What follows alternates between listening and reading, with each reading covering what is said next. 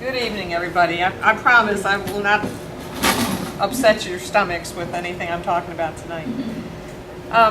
What we're going to, first of all, my name is Sue Turner. I'm director for Alabama Physicians for Life. Alabama Physicians has existed since the 80s, and we have a goodly number of physicians in this state and in other states who are part of our organization. That's one thing. I'm also involved with the 40 Days for Life. If you've all heard of 40 Days for Life, or out praying at the abortion centers, 40 days, at a time. And I'm involved in several other organizations around the state and the region, and try to keep up with everything that's going on. There's a lot going on. We do a lot of undercover, well, not really undercover, but under the radar things. We do investigative work. We do a lot of things because I promise you that people who are involved in the killing of babies are also involved in a lot of other things. And so a lot of times you find monetary fraud, you find just all kinds of things, Medicaid fraud, all that stuff is going on in the abortion industry. So that's not unusual.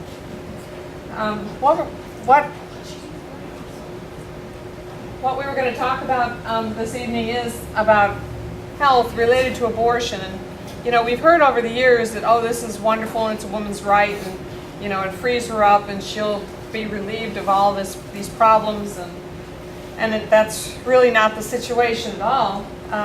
As Dee mentioned, people being pressured into abortion. So all the surveys show that at least 2/3 of all women who have abortions feel pressured to have the abortion. They feel coerced in some way, either by parents or partner or schools or somebody. They feel pressured to have that abortion, and the majority of them wish they had not. I have a friend. Well, so many of my friends have had abortions, but one of them I'll never forget. It was years and years ago, and she had an abortion and then got married and had 5 other children. But she said to me, Sue, it doesn't matter that I have 5 other children. She said, every day I go through hell thinking I killed my baby. So, that's what's going on. And if you're in any group, and I'm not saying here, but I'm just saying, anytime you're around in a group or see 4 women, it's very likely one of them has had an abortion. 1 out of 4. Okay, this is not unusual. It happens all the time. We have, in our state, we have 5 abortion centers at this point left. We had 10 in this Bible Belt state not too long ago. And, 2 years ago there were over 8,000 babies killed. Every year it's going down. I mean, we've had 20,000 in a year back in 1980. So, things are really, it's really going down. We just got to understand that every baby is a unique gift, and every single life is, needs to be protected. So, anyway, a lot of times you'll hear the argument that abortion is safer than childbirth, and that is simply not true. Okay, so I'm going to try to show you real quickly why that's not true. And the basic reason is that when they keep up and try to tell you about abortion and the percentage and the safety of abortion, they're only looking at abortion. Whereas if you're looking at maternal deaths, that includes the entire pregnancy and a year after the pregnancy for anything, any kind of death. So it's not even a comparison. I mean, they're not the same. They're not the same thing. Maternal deaths includes the abortions. So you can't compare them to each other when, the maternal death is including the abortions. So does everybody understand that? Mm-hmm. So if you hear people talking about that, you can say to him, or say to them, these are, you can't compare something that's already included in the other one. You just can't compare them. So that's the situation we have with this. And I've got a bunch of slides, so I'm going to go through these as fast as I can. Okay, so basically that's what I just said. So, and deaths can be caused by anything, even accidents or homicides. All those are included in the maternal deaths. Okay, so the maternal death rates include up to 12 months after delivery. Okay. And abortion, like we said, is promoted to make life better and safer for women as a worthy standard, but that they originally claimed that in order to get abortion legalized, that there were 5,000 to 10,000 deaths from abortion every year in this country. And we hear the same argument in other countries, especially in Africa, Asia, many other countries where they're trying to legalize abortion. They're doing the same exact thing, and it's simply not true. Dr. Bernard Nathanson, who was on the NARAL board that came up with all of this information in the first place, he admits they lied. They lied. They just picked a number out of the sky and said that, when actually that year, according to the CDC, the Center for Disease Control, that keeps up with all this information, they actually documented only 39 deaths. Okay? So, but this is how they get this stuff through, is by making up all these preposterous stories. Whoops, wrong button. This is a chart. I know it's kind of hard to read, but if you can see at the bottom, it's age at first birth, the first birth that a woman has. And so, you know, if she's fairly young, it starts with 18. So 18 to 26 is the green part. And you can see that's fairly low as far as breast cancer risk. Okay? But the older a woman gets when she has her first pregnancy, her first delivery, the greater the chance for breast cancer. Okay? Does everybody understand what I'm saying here? So hold on to this, because we'll be talking about breast cancer later. But just remember that the younger a woman is when she has a pregnancy that actually comes to birth, her first birth, the safer she'll be and the more protected she'll be from breast cancer. Okay? All right. Does anybody have any questions about this? Okay. Green, yellow, and red, just like a traffic light.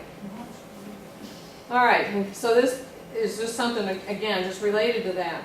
The longer that the first full-term pregnancy is delayed, the longer it is before a woman has a full-term birth, the greater her chances of having breast cancer. Okay, so just remember that. A lot of women will have an abortion when they're young. Then, you know, it's several years until they get married and settle down and have a baby, and they may be in their 30s by then. And so that's why their chances are increased. And we'll talk about the reasons for that in a few minutes. All right, so has abortion truly made life better and safer for women? Is it a better life, or is it a bitter life? Almost all studies, almost all of them, 49 out of 50 scientific studies demonstrate that it's better mental and physical health outcome for women. Well, okay, it fails to demonstrate that there's better physical and mental health outcome for women who abort. It just isn't true. Women, there's a lot more danger involved with having an abortion than with having a birth. So,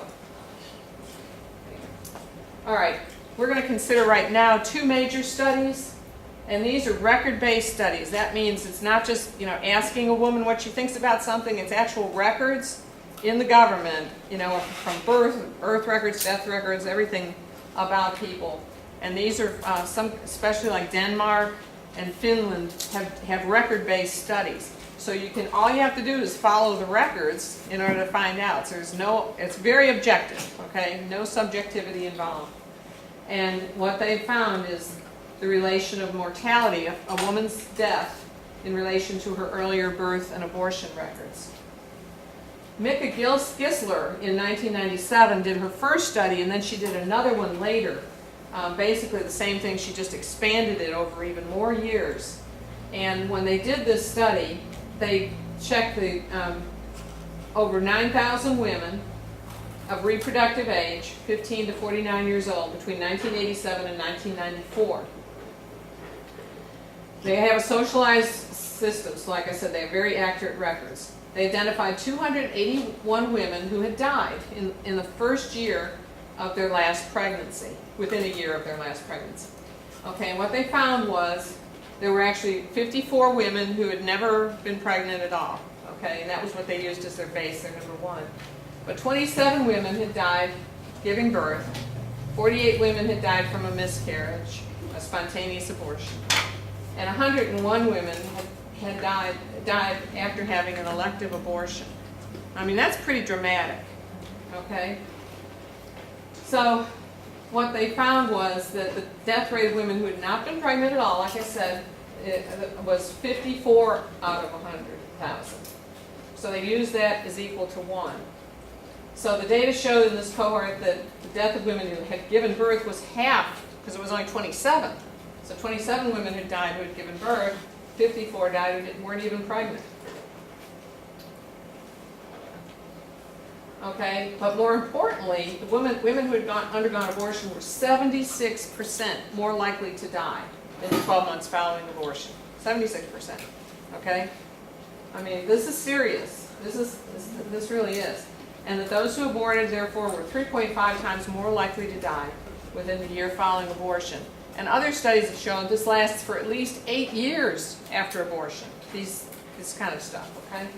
So here's just a general chart. You can see women who were never pregnant, gave birth, miscarried, and abortion. And you can see the dramatic number more of abortions, deaths from abortion, after abortion. Okay, so then they took a small group of that and reported the risk of death from suicide, and that suicide was 7 times higher following an abortion compared with childbirth. 7 times. Can you imagine? Okay? And so that's dramatic. Anybody have any questions so far about any of this? And here again, another chart showing the rate of suicide, which is dramatically higher after abortion. And this is a very interesting chart, and I hope everybody can kind of see it. The top line is abortion. Okay, is women having abortion. All right, and this is the number of suicides on this side, per 100,000 women. And this is the months after the pregnancy outcome.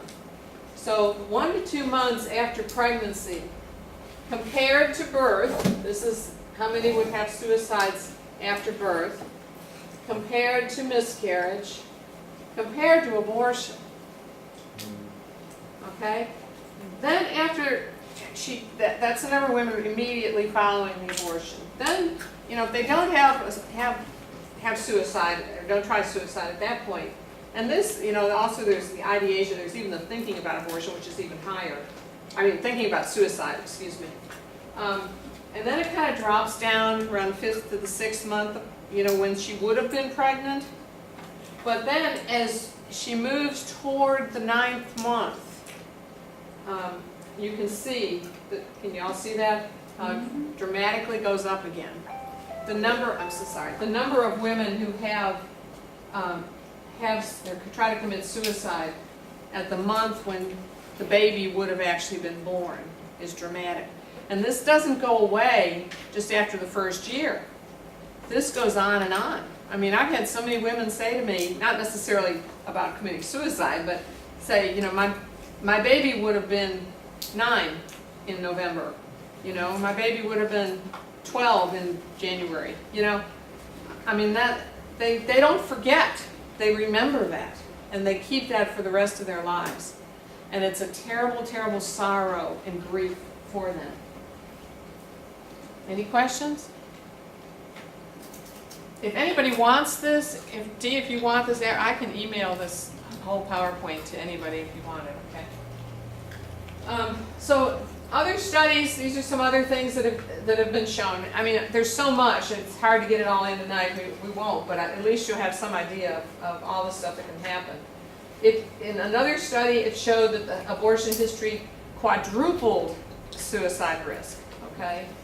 And in that particular meta-analysis, now a meta-analysis is a study of several different studies. So like in this particular case, there were 22 published studies from around the world about suicide and abortion, okay, and from 6 different countries.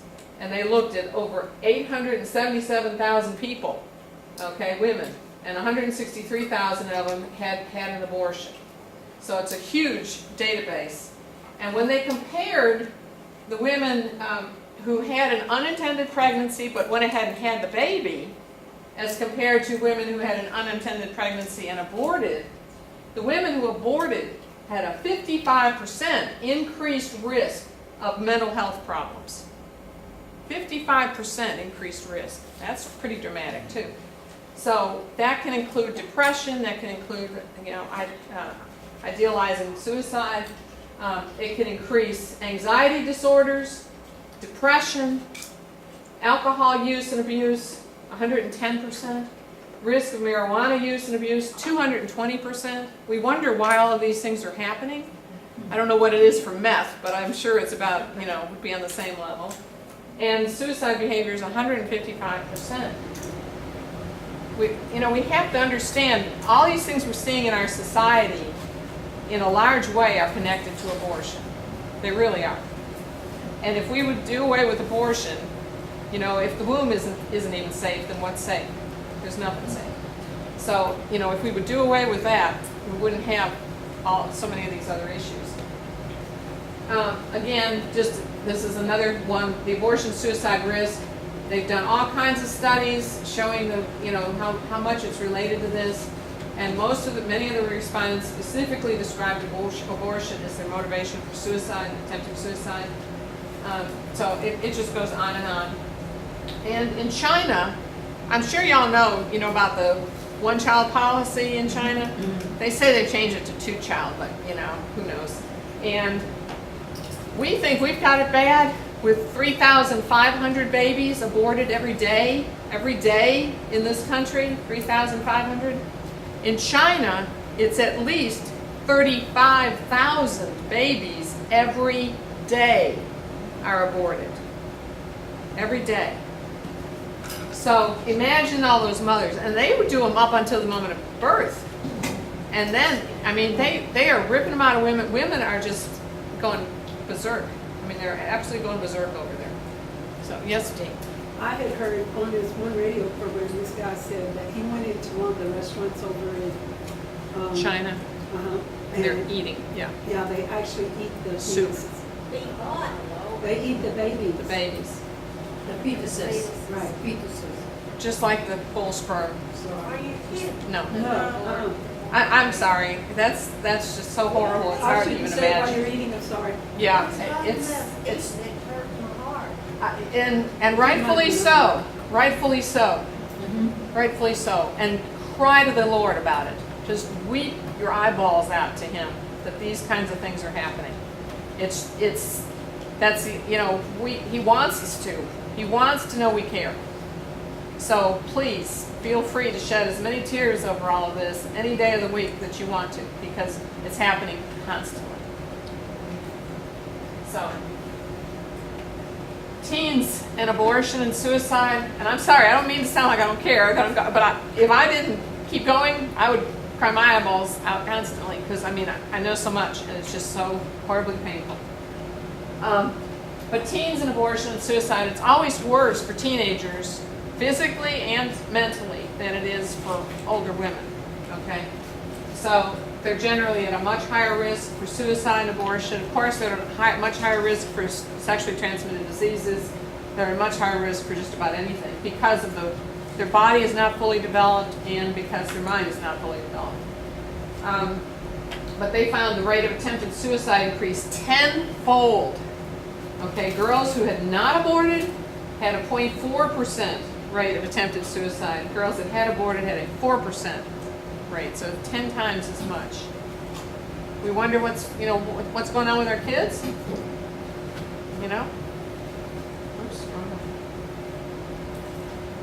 All right, accidental deaths, and then this is an interesting one because there were a lot of, out of that 281 maternal deaths up in Finland, 57 of them were from the result of accidents. But now, accidents could be a car wreck or something that maybe really wasn't attempted suicide. So we don't know for sure. But what we do know is that women who have aborted take a lot more risks. They're greater risk takers because they don't care. They feel like they've done, deep down they think they know they've done something wrong deep down. And so, I need to be punished kind of thing, deep down they're thinking that. by having the baby going full term and having the child is a protective effect. We don't see that kind of stuff in women who have given birth. The rates of accidents are much, much lower because they're taking care of themselves to take care of their baby. And again, the most is risk taking, and women with newborns are more likely to be cautious. 14 of the deaths of that 281 were the result of homicide. I'm sure y'all heard, oh, this pregnant woman gets shot today, and that pregnant woman got shot yesterday, and another pregnant woman gets killed 2 weeks from now by a boyfriend or the husband. You remember the Peterson case a few years ago. That is not uncommon, y'all. It happens almost every week. Almost every week we see that. This is supposed to be a woman's right, reproductive right, but because it's legal, then everybody else who wants her to have an abortion so they don't have to take care of this baby feel like, well, why won't she have that abortion? I want her to have the abortion. She should have that abortion. And then she doesn't want to have the abortion.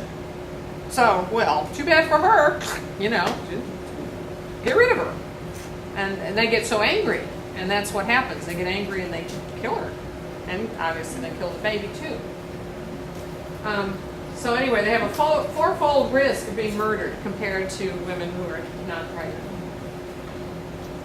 And again, if they've had an abortion before and they're pregnant this time, they're still more likely to take a lot more risks. But again, deaths by homicide. You can see how many more. Another study noted that of 256 post-abortive women, that's women who've had abortions, 60% stated they lost their temper more easily after their abortion. And 48% said they became violent when angered. And what we're seeing too is that women who are involved in child abuse many times had an abortion beforehand. So now they're pregnant and they have this child and they're aggravated at the child. So in their minds they're thinking, I could have aborted this one. Why didn't I abort him? Why didn't I just get rid of him? But now I got to deal with it. And abuse begins, child abuse begins. Back to that other study of 281 deaths, 127 of them were natural causes. And again, maybe it's because what we found was all three of the pregnancy categories had lower death rates than the non-pregnant women, the women who had never been pregnant. But it could be that those women were not as healthy and more likely to die from disease. We're not 100% sure. But they could have been the result of past abortions. We don't know for sure. A lot of women who've had abortions don't admit they've had an abortion. So, they you don't know for sure because they won't tell you. But abortion does incite a physiological and a psychological stress in women that builds up in their bodies, and y'all know that's not good, right? Stress is not good for our health. And then too, the whole breast cancer thing, we'll talk about that in a minute.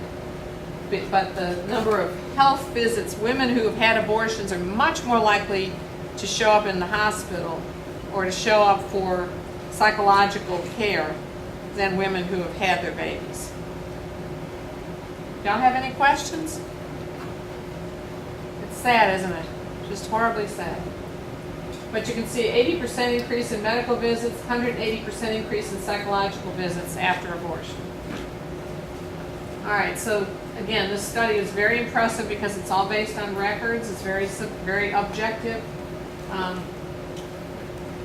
Long-term effects are great, and there have been other studies done on all of this, again showing the protective effect of childbirth. So in summary then, the data prior to conception would be helpful. If we knew if a woman had a lot of mental issues or was depressed a lot or was likely to take risk, we knew that before the abortion, then you could tell her you really shouldn't have this abortion because you'll be more likely to die, or get sick and have a lot of problems. So it's really, really important that physicians be held accountable on this. They should be telling women about these complications and these dangers. Then another study was done using the same information, Finland, same person, researcher, and she just went more years. And they went and added from the 1987 to 2000, and then they added up to 2000. So anyway, it gave us a lot more years there. So it was a 13-year period as opposed to from 1987 to 1994. And again, Mecca Gisler, and she found out that women who carried to term had a significantly lower death rate than non-pregnant women. Again, pregnancy contributes to a healthy effect. The maternal mortality rate associated with abortion was 2.95 times higher than women who carried to term. And the annual death rate of women who had an abortion was 46% higher than non-pregnant women. Okay. And non-pregnant women, remember before there were 54 of them, now there were 57 of them when you looked over a longer period. 27 women who had carried to term, now it was 28.2 deaths. Women who miscarried had been 48, now it was almost 52. And then women who died from abortion had been 101, which have changed to 83 deaths per 100,000 women. Still significantly higher than women who carried their babies to term. The natural causes, I'm not going to bore you with all that. Okay, let's see. Then we move to another study. This was in California, and this was based on Medicaid information. And what they found with over 173,000 women was that women who had abortions were almost twice as likely to die in the following 2 years. And the elevated mortality rate lasted at least 8 years. Okay, these things don't go away. Abortion is forever. Deaths from all causes during those 8 years after the first known pregnancy outcome were significantly higher in women with abortion, who had had abortion. As you can see down here, those who delivered, there were over 83,000 women who delivered, 585 of them died, and with abortion there were 50,000 women, 728 of them died. So I mean, it was obviously much higher.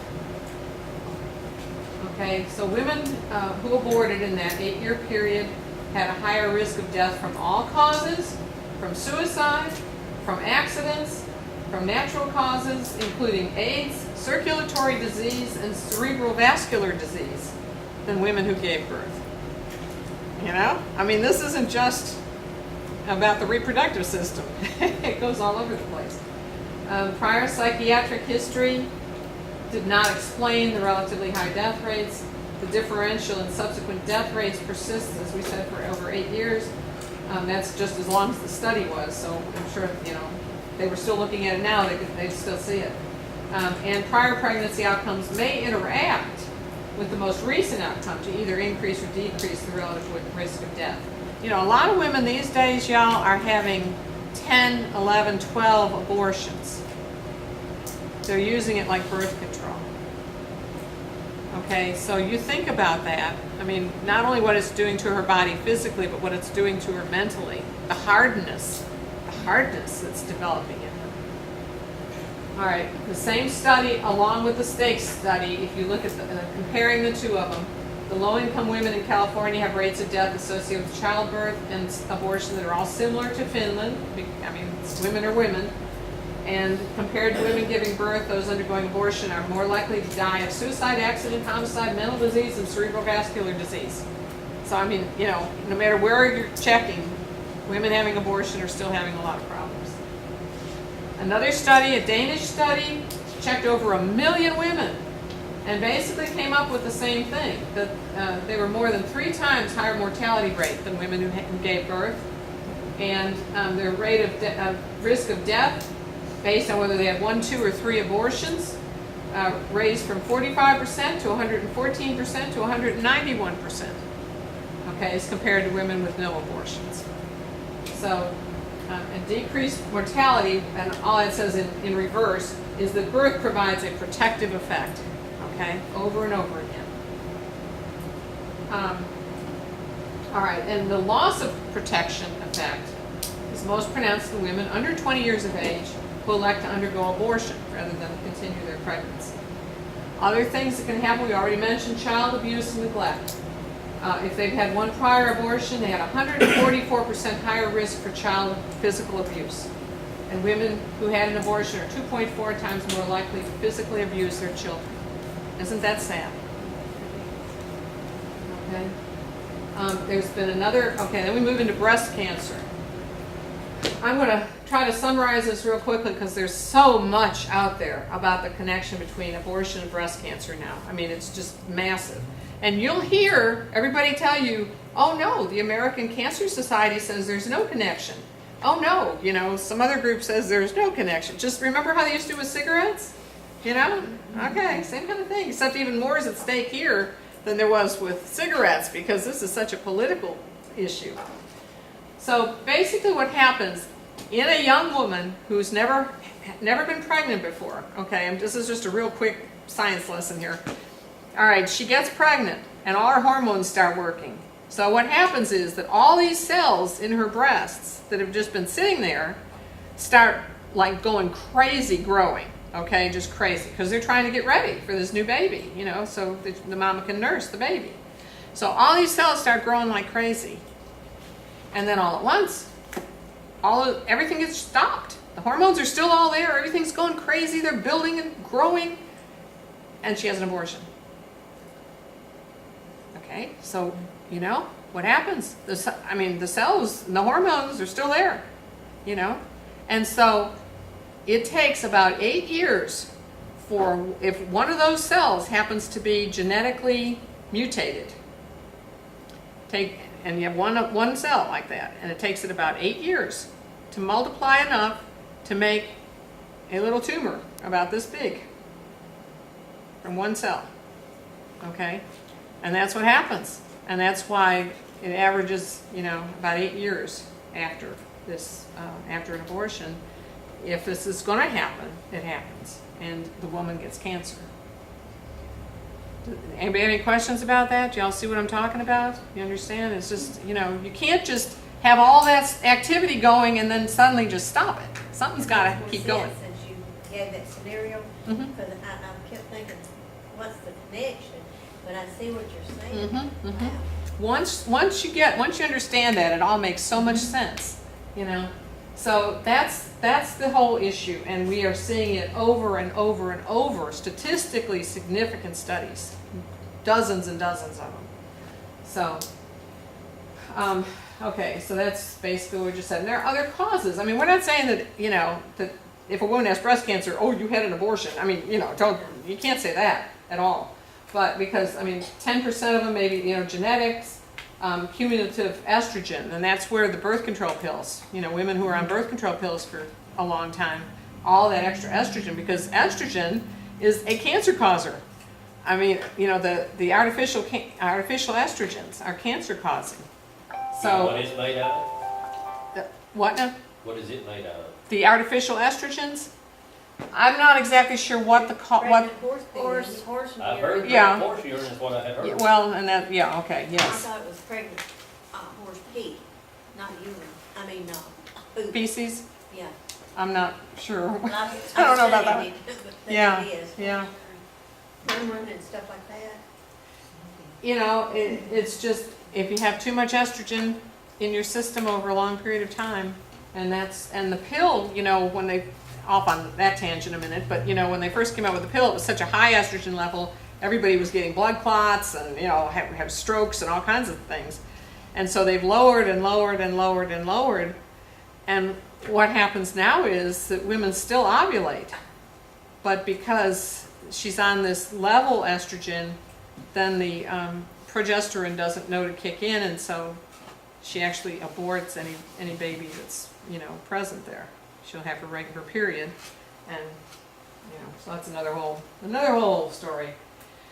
But, so that's what we're talking about, is those type 1 lobules in the breast are the most primitive. They're starting rapidly to try to change, and then everything gets cut off. So that's where we go. Okay, and I think we talked about all of this. Is anybody learning anything? Oh, yes. Definitely. You know, Okay. I'm impressed. When God impressed me when that lady was talking to me about the abortion, how it affected her. I thought, you know, we need to actually have a speaker come There are so many I issues. never knew half of this stuff, did y'all? Yeah, the psychological, we haven't even talked about the psychological part really. I'm sorry, what'd you say? I was just saying the psychological and Yeah. stuff and all the mental and emotional. Oh, it's horrible. I mean, and if you know anybody, please, if you know anybody who's had an abortion, and a lot of times you'll go through years and won't even know. I mean, I have so many friends that I had no idea, and all at once after years, I mean, they'll just up and tell me they've had an abortion. I mean, I almost fall over. I mean, I had no idea. But after a while, most women I can kind of tell, after a while. But the thing is, it's how you respond to that. Respond in love. Always respond in love. And just, tell them, just listen. Just listen. And if you have a question, I mean, you might want to ask them, well, when did this happen? Or where did this happen? Or, how did you feel?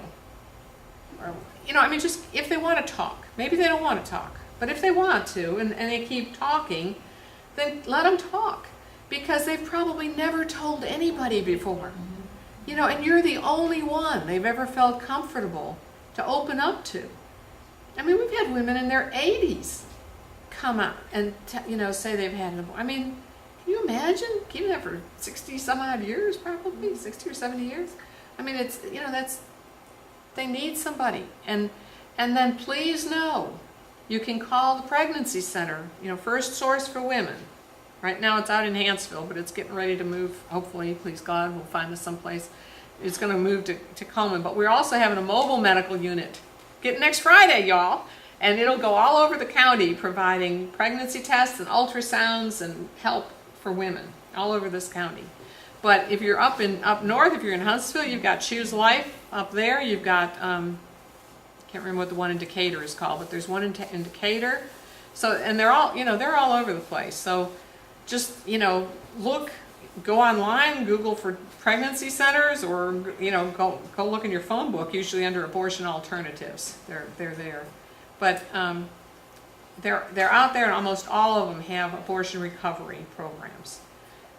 So please know there are people out here to help, okay? Women do not need to be alone in this. And men too. I mean, I have friends who just weep over the abortions they were involved in. They got a girl pregnant in college, they paid for it. I mean, men are just being emasculated through this. It's horrible. It really is. So anyway, we talked about all that. Okay, and here's some. Just go to abortionbreastcancer.com. That's the simplest one. And Breast Cancer Prevention Institute. Please don't give money to the American Cancer Society. Don't give money to any of these people, because ask them when they call you. Do you tell women that abortion can cause breast cancer? Do you tell them these things? Do you tell them? I don't think so. Well, why not? You tell them and you publicize it. I'll start giving you money. But until then, you're not getting a penny of my money. Oops, what did I do? Where'd the rest of it go? Did I do something wrong? Oh. Did the battery run out? Maybe the battery ran out. I talked too long. No, I think it's something with the computer. Well, let me just go with the computer. I can do that, and then Let me move this. I'll just talk to you about it rather than. Oh yeah, it did do something, didn't it? Yeah, on Timed out. not the computer, just, There. Okay. let's see if we can get back up there. I don't know. There we go. Okay. Okay. Oopsie. But I was telling Sue that, and I think I told you guys before, and you talk about hurt your heart. This really hurt my heart.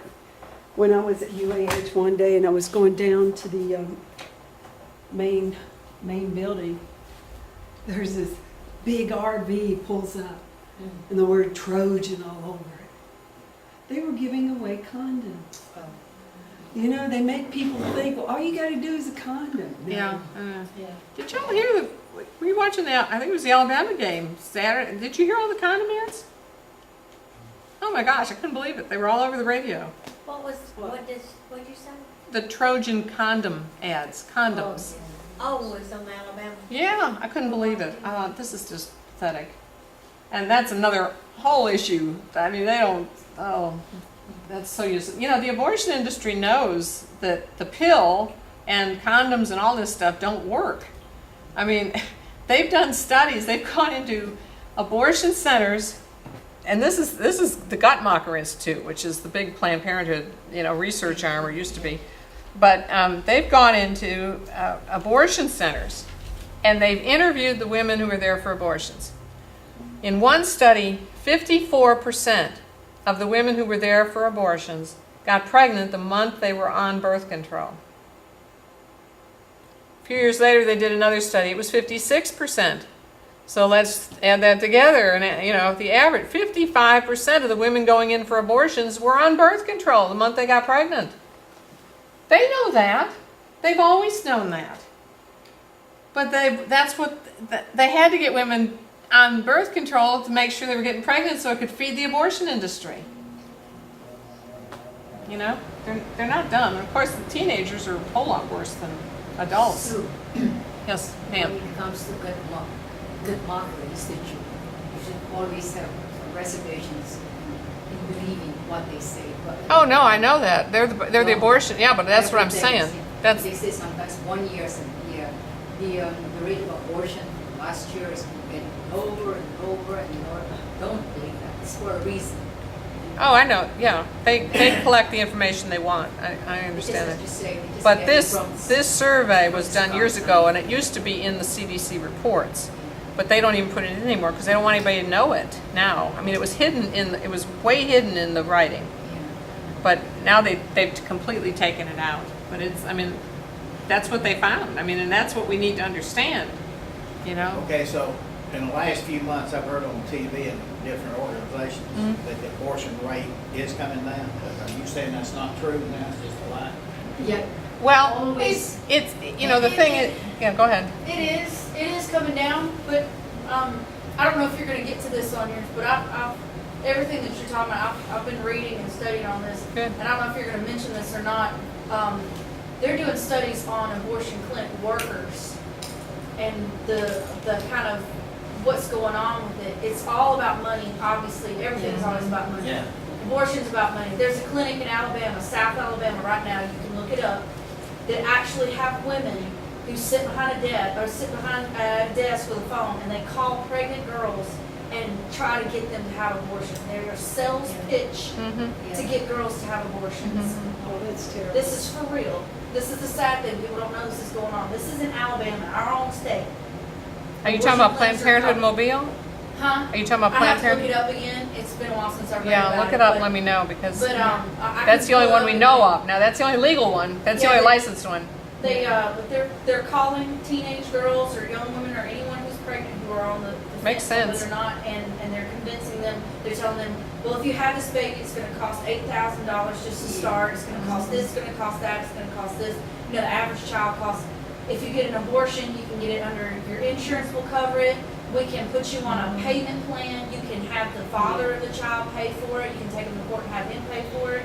I mean, they're telling them all these things Yeah. to get them to come have abortions. And y'all, yeah, all go the, ahead. all the kids that are born with insurance policies, the baby parts are taken for studies. They use it for stem cell research. They use it for all sorts of sick studies. A lot of these Research at babies that are universities. born- a lot of these babies are born alive. They're born in the sack and everything. They're born alive. They take them to an infirmary. They do tests on them. It's almost as bad as Nazi Germany. Nazi Germany. That's what I'm Yes. saying. This is people don't want to know this, but it's the truth. There was another story was read about a woman. She's wrote a book, and I'll get you the name of it. I'm pretty sure you've heard of this. But she used to work in an abortion clinic. She had a frequent flyers, what she calls them, girls who come in and have several abortions. This girl had 7 abortions, and it was her 8th abortion. She came into the clinic, and she said she wanted to see it. Abortion clinics won't let you see the baby. Yeah. But this one did, because she felt guilt in her heart because this was her 8th abortion, and she said it made her sick. So she pieced the baby together and brought it back in there. the girl that was having abortions didn't know that the babies were fully developed. They're not teaching that in school anymore. No. They won't These know. girls that are having babies don't know these babies are fully developed.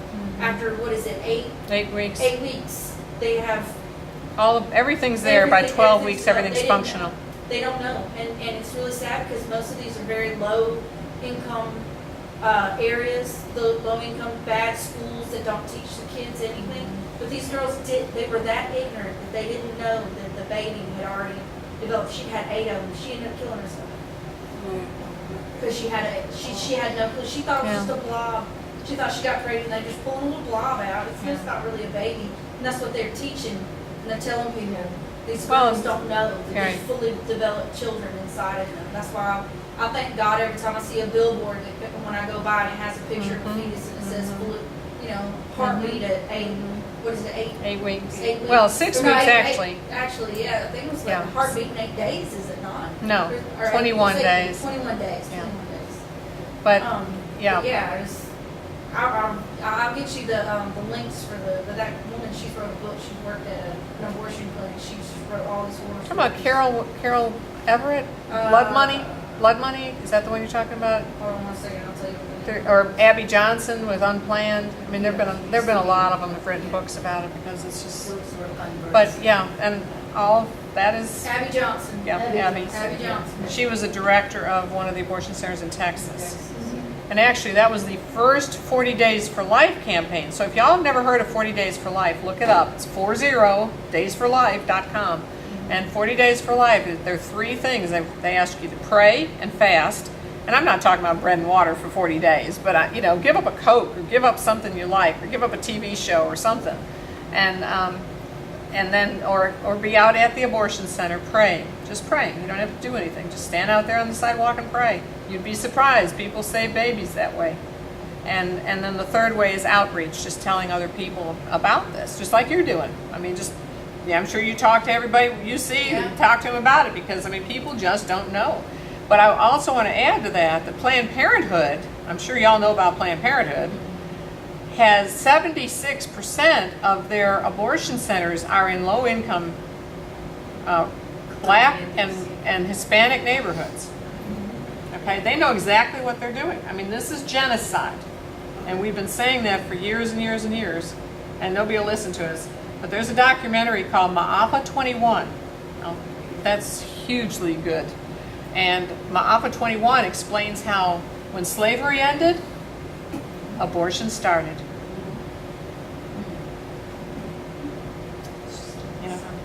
That's not to say that the whites aren't having abortions too. They are. Yeah. But the rate of abortions among whites is it's way much less. It's 3 times higher for blacks. And we wonder why the black, and this I'll get to too, but we wonder why the blacks are having preterm deliveries, so many of them. I mean, they have 3 times the rate of preterm delivery, premature birth, than whites. They have 3 times the rate of abortion as whites. The clinic in Huntsville is right near the poor community. Yeah, they are, and they know they need to be because then they can walk to it. They know that. They know that. They know all of this stuff. We're the ones who've been dumb. We just the main public didn't know it. And I'll tell you what, when the blacks watch that Ma'afa 21, and they really understand, they get the picture of what's going on.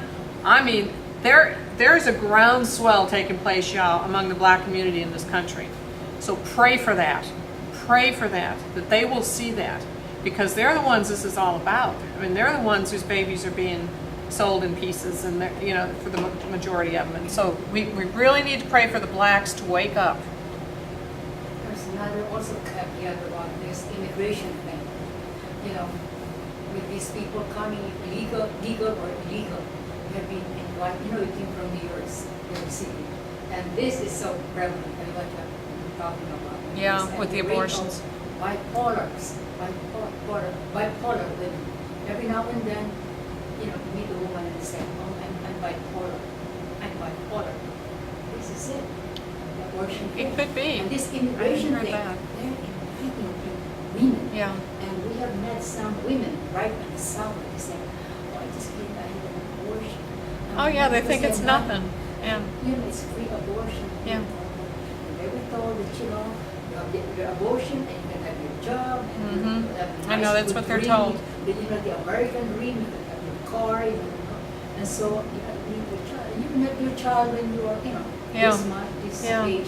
And I have a friend in It's all Huntsville. lies. It is all lies. I have a friend in Immigration Huntsville. thing, they're inviting, right? Yeah. And then they tell the truth, that's why I tell them, yeah, immigration, yeah, come in, and I'll kill you. That's what Yeah, the Trump that's Congress right. says. That's exactly right. So Planned Parenthood's been giving away free abortions in Houston.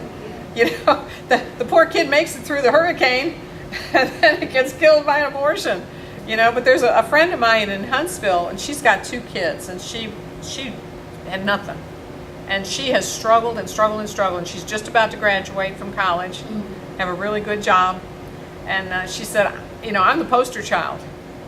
I'm the poster child, you know, for the woman who wasn't supposed to make it, who wasn't supposed to be able to make it, but did, you know.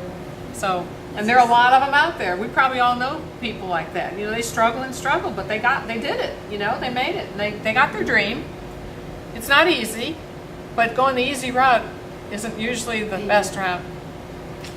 It's So, all a big lie. it is all a big lie. Well, real quick, I'm gonna, because I know y'all got other things to do, but, all right, increased risk of hemorrhage with subsequent pregnancy, increased risk of postpartum hemorrhage or retained products. If parts of the baby are left inside, and that's why they have to piece the babies all back together again to make sure they got everything.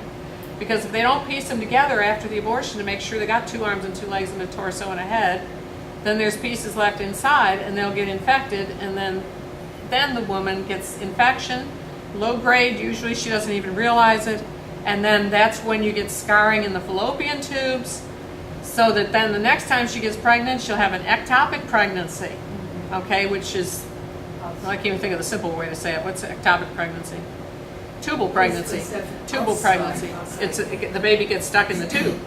Okay, and that's because there's so much scarring because she had pieces left the last time. You know, I mean, it just goes on and on. Increased risk of preeclampsia. All right, 10%, about 10% of women, well, about 1 out of every 500 women approximately suffers a life-threatening condition in an abortion every single day. So if we have 3,500 abortions at 1 in every 500, so that's like 1 in 7, right? 1 in 7 women every day in this country is suffering, you know, is going to be taken off in an ambulance, maybe survive and maybe not. But we also have a lot of immediate complications, excessive bleeding, infection, fever, ripping or perforation of the uterus, embolism as blood clots, anesthesia complications. Now a lot of the women, you know, girls having the early abortions, they don't pay for the anesthesia, so they just feel the whole thing, and it's, I'm told, quite excruciating and painful. Convulsions, hemorrhage, cervical injury, and once you rip the cervix is that real strong donut-shaped muscle at the bottom of the uterus. That's what holds the baby in for 9 months. You rip that, which is easy because they're sticking up these metal things, you know, in there, and they're ripping it open in order to get that baby out. So that means the muscle tissue is ripping. Muscle doesn't repair itself very well. So the next baby comes along and it's weaker. That's why it gives way and the woman has a preterm birth, because the cervix isn't strong anymore. Y'all see what I'm saying? Y'all get that? I mean, you know, this stuff it makes so much sense. I mean, it's just common sense. It's just nobody knows it.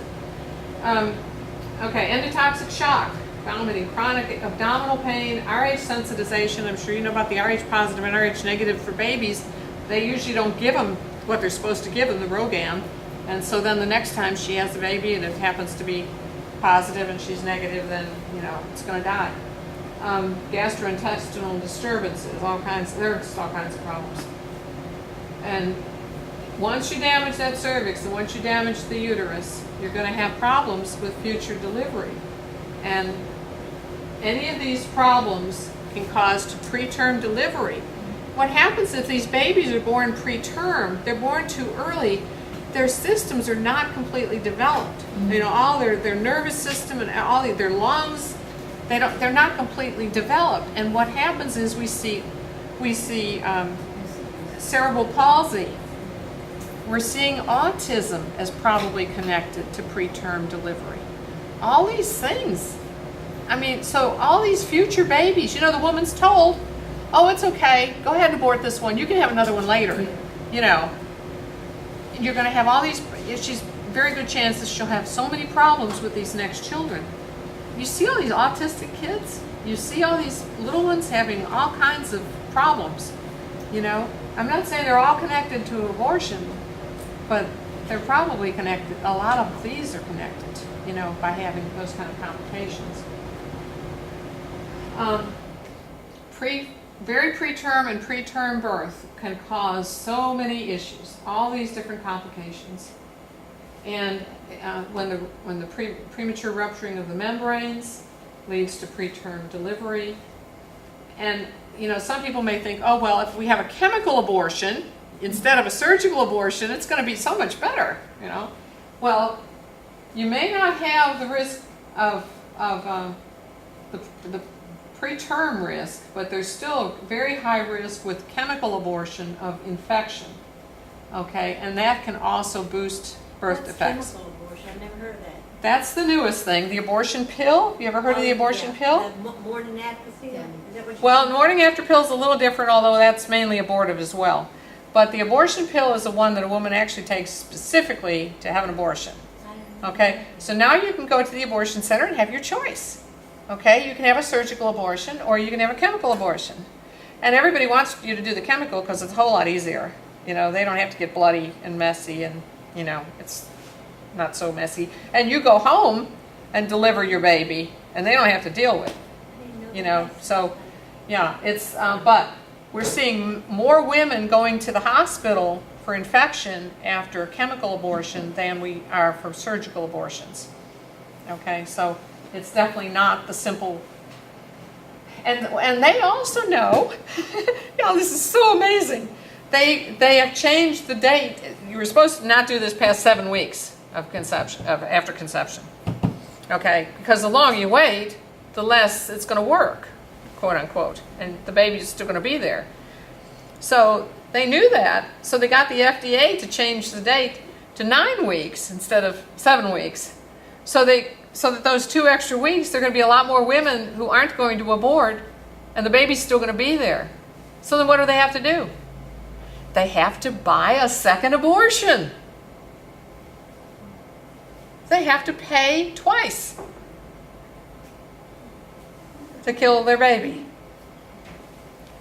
So, more money for the abortion industry.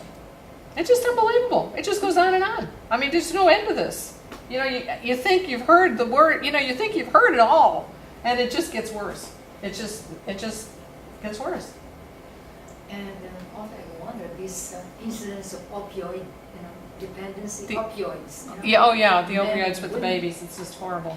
Yeah, it's It's another whole, also it's another whole ball of wax. another one, yeah. So anyway, JAMA reported in 1997 that moms with infections had a 9.3 times more risk of a full-term, even a full-term newborn with cerebral palsy. So all these things, you know, are definitely problems, and this is more about the abortion with the preterm birth or preterm delivery.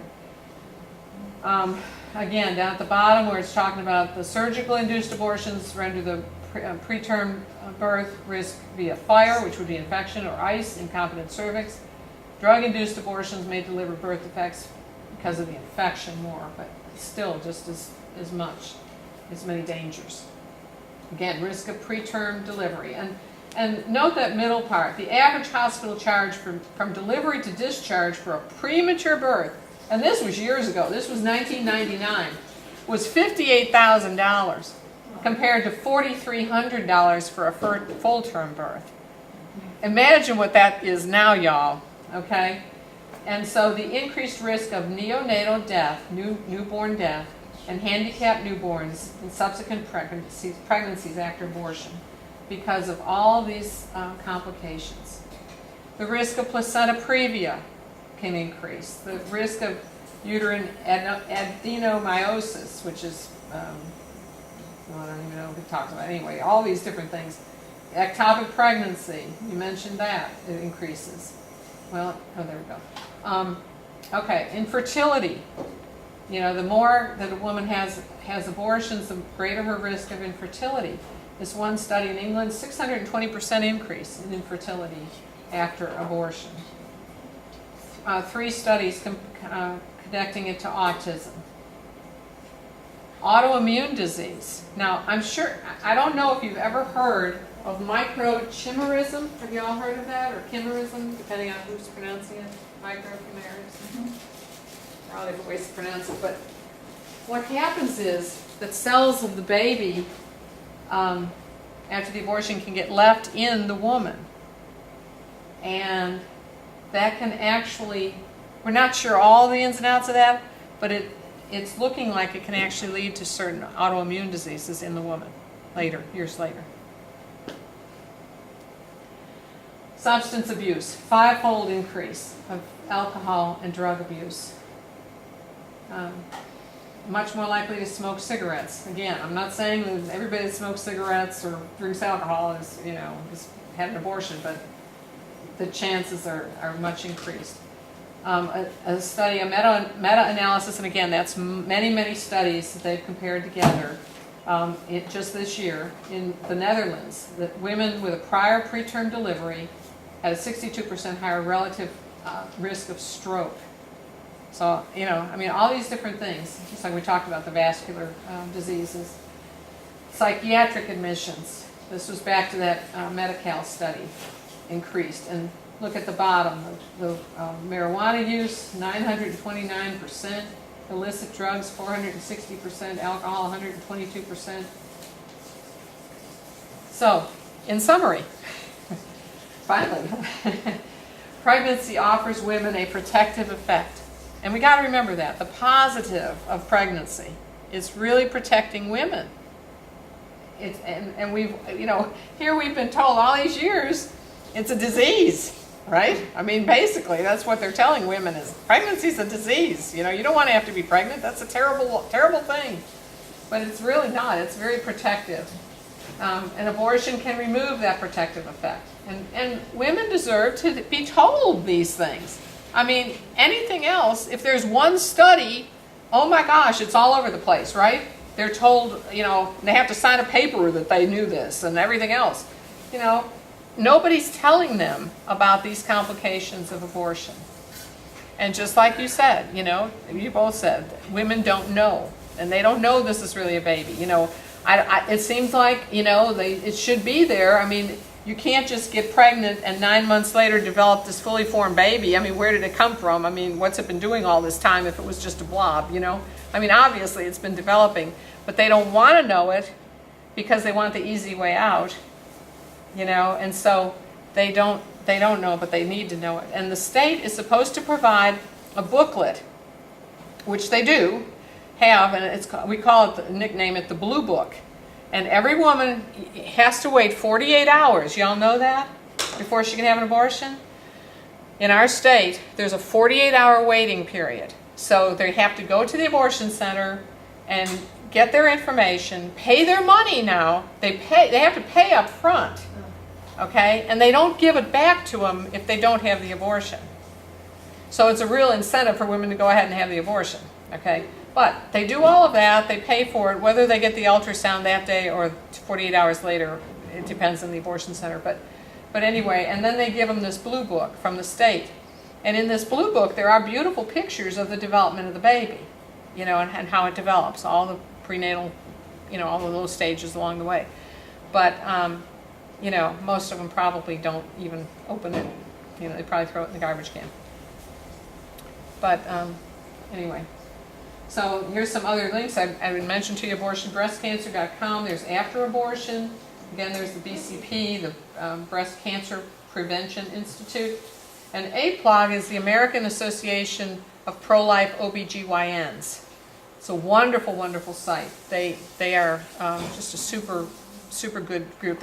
You'd love it because it's all kinds of studies and everything, and they're really high tech. So APLOG's a really good one. But anyway, that's it. I appreciate your time on all of this. Thank you all so much. Does anybody have any questions? That's, I want to say something. Yes, ma'am. My neighbor is raising a little girl. She's 6 years old now. But Mhm. the person that she got the baby from, she tried to abort it. And it didn't take, and the baby was born deformed. And that baby has had several surgeries, but my neighbor and her husband took it in, and she's beautiful. Yeah. But her little foot is deformed still, and she's had several surgeries and stuff, but they tried their best to kill that baby, and she's just beautiful. There've been a lot of them like that. There's several. There's a little girl who only has part of her arm. The rest of it was ripped off. But, and then there's several other ladies. There's Jana Jensen. She's in her 30s now, and she is well known all over the world. She goes and talks. She actually, they did a saline abortion on her, and I don't know if you remember, but they don't do those too much anymore because they're too dangerous to the woman. But the saline abortion is a real strong salt solution. And they put it into the fluid around the baby, and it burns the skin off. So they look like a little red apple. I mean, they're absolutely burned. But Gianna made it through. She's got a cerebral palsy from it, but she's an amazing young woman. She's actually testified in Congress and everything else. And there's several of them, actually, several women and men who survived abortion. And they put a face on abortion. You know, they put a face on, just like what we're talking about. So it's really exciting to see, them coming forward, because a lot of times we hear the argument, oh, no abortion except in cases of rape, or except in, except. And some of these are also were children of a rape. And, they come forward and talk, and they say, so you're saying I shouldn't be here. I don't believe that. Every child is precious, and we don't know what God has planned for them, and so we really need to do everything we can to protect every single precious life, because, we just don't know. I mean, we're blessed to be here. There's a saying that says, the only ones who can argue about, wanting abortion are people who are already born. I mean. One of my grandsons, we had a discussion with several years ago, and I was telling him how I felt about abortion, and of course he's been taught, and I told him there's no exceptions. And what I told him, my first experience about, it's been, 25 years ago, where I worked with big chemical indicator, and then it was big him when I retired. But this man brought this film to work. There's the program, and they showed anybody want to see it. And I told him about that film that I saw.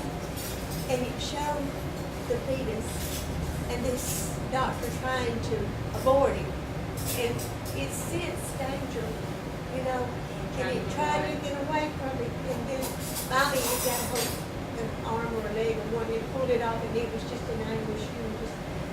And after I told him about that I seen that with my own eyes, he changed his mind. And he's totally 100% against it. Praise God. That was probably the silent screen. I don't know what this called. It was a kind of an ultrasound kind of thing. Yeah. That was one of the first movies. That was Bernard Nathanson who narrated that. And he was actually, remember I talked about NARAL coming up with the number of 5,000 to 10,000 deaths in order to get abortion legalized? That was him. And he had he was a Jewish atheist and had aborted like 60,000 babies. And he's the one that, He did that video because he had a total, complete conversion. And he died not too long ago, just 2 or 3 years ago. And even up until the time he died, and as much of a pro-life person as he was at that point, still said, what terrible things I did. Yeah, God is so good. And just like Norma McCorvey, there you go. Just like Norma McCorvey, who was the Roe in Roe v. Wade. Y'all heard about Roe v. Wade, which is what legalized all of this in 1973. And Doe versus Bolton, and that was Jane Doe. And that was Sandra Kano, was her real name. And both of those women, well, Norma just died this last year, and Sandra Cano died probably within the last 5 years. And the two of them didn't even want abortion. They were used by the lawyers in these those two Supreme Court decisions. Of course, our Supreme Court justices at that point, both of them were 7-2 decisions. And the one legalized abortion up until the moment of birth, and the other one provided the right of privacy. And they were very much orchestrated. I mean, they're not in the Constitution. None of that's in the Constitution. Just like the last case last year that the Supreme Court did. That was a 5-3. Where are we now? 8 of them now. 5-3 decision, which basically destroyed everything we've been doing for 20 years on trying to get legislation passed to protect the women by passing abortion regulations. And they illegally did that. And two justices that are good, Alito and, Thomas too. Well, Thomas was raging. Oh my gosh, he's so wonderful. But Alito too, and Alito wrote an explanation of what the other Supreme Court justices did and how they did that all illegally in order to twist and spin, contrive to get it the way they wanted. And the same thing happened with the Roe v. Wade and Roe versus Bolt decisions in 1973. They were all illegal. It's all illegal. But, we're stuck with it. I mean, Well, we may not be. Trump may Well, change God's in things. charge, Trump may change things, yeah. Well, and we can't even worry about Trump. We can't worry about any of these people. We've got to trust him. Oh, you're right. Because He's so right. he allowed this. He allowed abortion. We wouldn't have to have abortion if God didn't allow it. I'm not saying he wanted it, No. but he allows people to free will. Just like he allows us to send ourselves to hell, but spend eternity with him by either accepting him as our Savior or not. Amen. That's exactly what we're doing. We're doing it ourselves. He's not doing it. There you If go. God wants to say, God won't let you go to hell. He'll let you if you just show the Absolutely, it's your decision. That's right. Yeah. Yes, sir. Yes, sir. Thank you very much for Oh, sure. I'm grateful. one.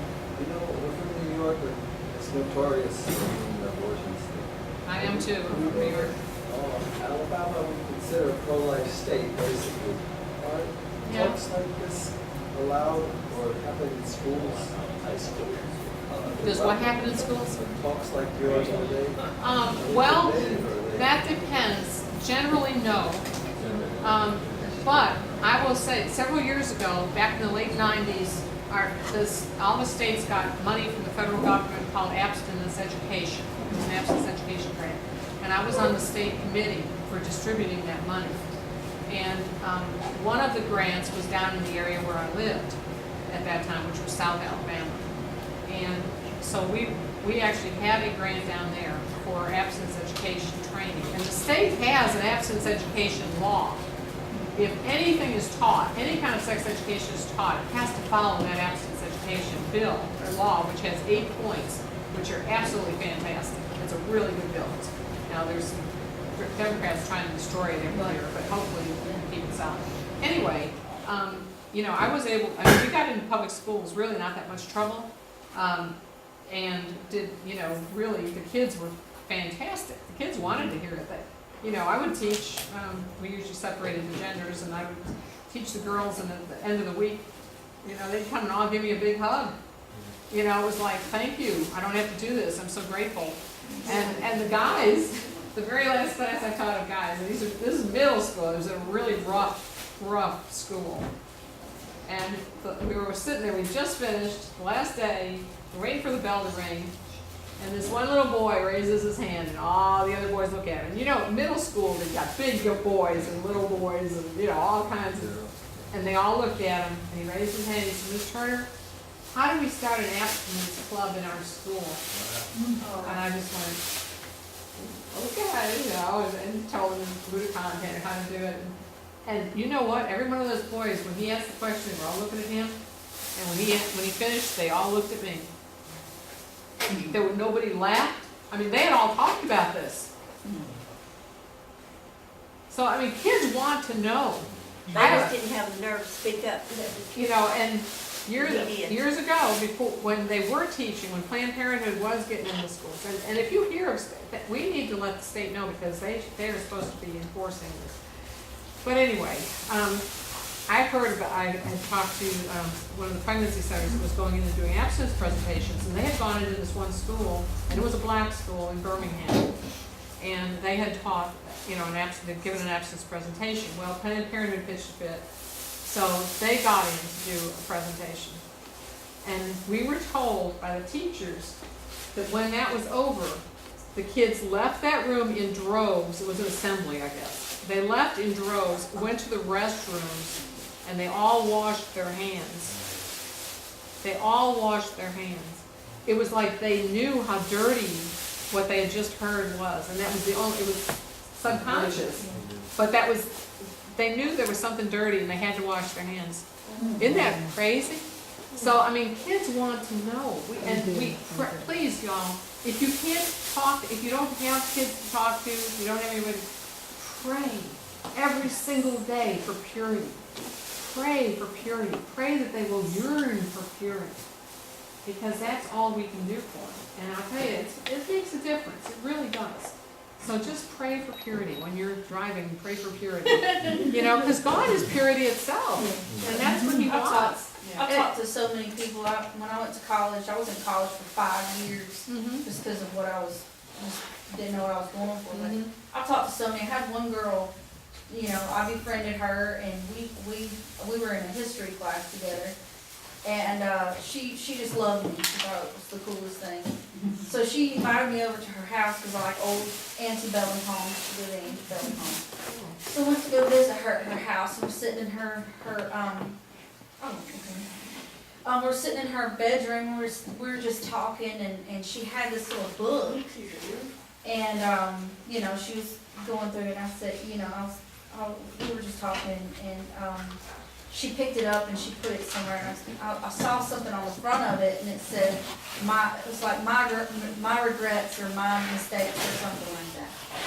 And I said, why do you do that? Why do you keep a book of mistakes or regrets? I said, why would you do that? She said, when I was 15 years old, she said I had an abortion. She said, when I was 15 years old, I had an abortion. She said, I got pregnant. And I didn't tell my boyfriend I was pregnant. She said I didn't tell anybody I was pregnant. She said I went and got my abortion. She said it wasn't until I think I was 21, she was 22. But she said when she was like 19 years old, that boy had ran into her. And she said he looked so bad. He just looked like he'd been on drugs, all sorts of stuff. She said she sat down and talked to him. And she asked him what happened, you know, since they broke up. And he said, well, he said, I went and I tried to get married to this girl, and she wanted to have kids, and I went to the doctor, and they told me I can't have kids. He had some sort of infection or something. He'll never be able to have kids ever. He'll never be, so she left him. After they'd only been married for like 3 months, I think, and she left him because he couldn't have kids. And she said she didn't know what to do at that point because she had his, he had gotten her pregnant. Right. That one child, she killed him. Yeah. Killed that, and he never knew. And she said, I have to live with that for the rest of my life, knowing that I I'm killed glad him. she didn't tell him. No, There would've been two of them would've been I don't know, horribly but miserable. she said I don't know, after that time, I didn't really talk to her much Yeah. anymore, but, I have a lot of friends who had an abortion, they can't have more because they got infections. yeah, And they would I never just thought have that another was, child. I just thought that was so crazy though. Yeah, that, that you know, really she is, didn't that's tell- an interesting She story. didn't even Yeah. tell him, and then he goes and finds out he Yeah. can't have kids, and the one child he did have, she killed. Oh, She goodness. just Wow. lived that the rest of The her rest of life. your life. I have a great story to tell. Okay. Oh, my friend just got an 18-month-old little boy this week, and he was not aborted, of course, but he was in a closet. The mother kept him in a closet. Oh, my gosh. And he is the cutest little thing. Oh, she adopted him? The birth She's mom? got him from the welfare, Yeah. so I don't know what will come of it. She may adopt him. He's the cutest little fella. So he has a chance for a really good life. You know, today there are two news about this. Okay, one is the woman who killed his two children, her two children. That's the news today. 2 children. And then the other woman is a worker at McDonald's. She was a cashier. And this was yesterday. She was to deliver a baby. She went to the bathroom. She had the baby, and she put the baby in the back of the toilet. And she was flushing, and thank God, one of her colleagues saw it and saw the baby, and the baby is on petrol, and the pretty much, he could leave.